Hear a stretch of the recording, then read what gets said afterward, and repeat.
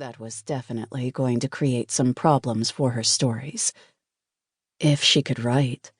Which she couldn't, because she was too busy being either angry or upset that her ex-husband had decided to use her for years for money, but never bothered to give her the love and respect he'd agreed to at their wedding. But why was she mad at him? She was the one that allowed it to happen. "Piper," her mother sighed, "you couldn't have known. Don't blame yourself. You were a wonderful wife to Scott. You encouraged him to do all the things he wanted. For half your marriage, he didn't do shit but laze around the house.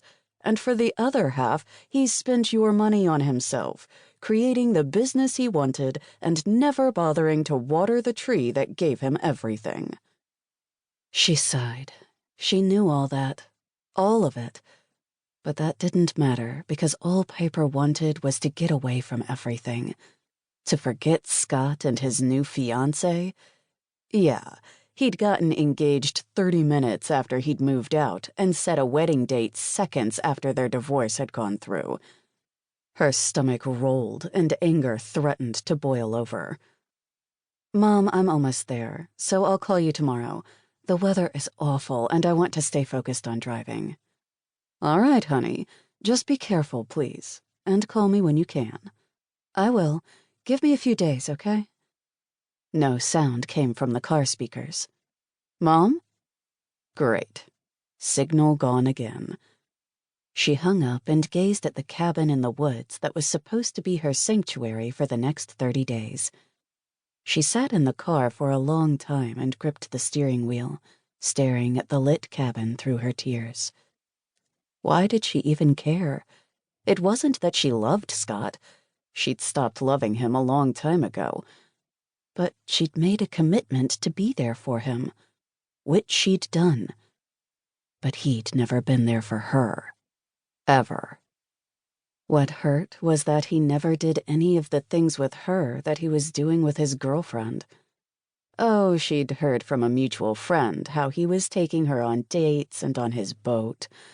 They were doing so many outings and fun things together. But whenever Piper had asked him to spend any time with her, he'd been too busy, or not in the mood. She swallowed back at the knot in her throat and wiped away the tears. She wasn't going into that cabin with all that anger and bitterness in her heart.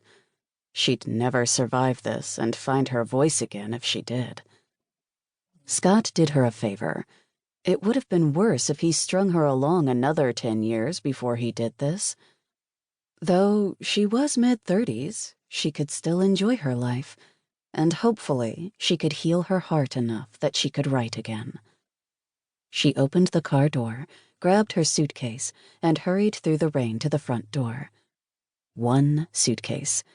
She'd packed only comfortable clothes to hang around in, clothes to lounge and write in, and some to go into town to buy groceries if the need arose.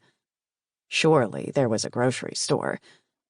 On her way through the don't blink or you miss it town, the place had one road, Main Street, and looked run down.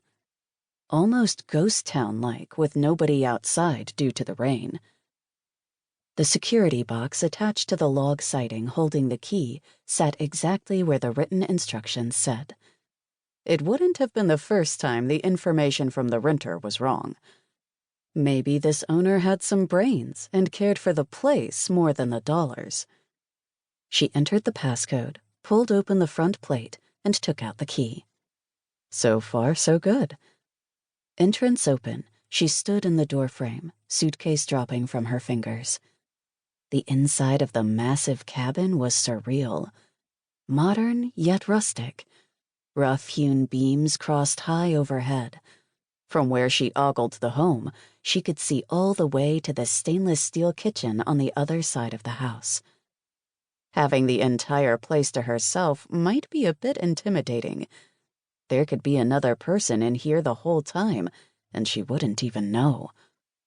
Maybe in the guest room, a sexy man leaned against the bed's headboard, the sheet gathered in his lap. And under the sheet, a long hump that ran to the edge of the covers. His bare chest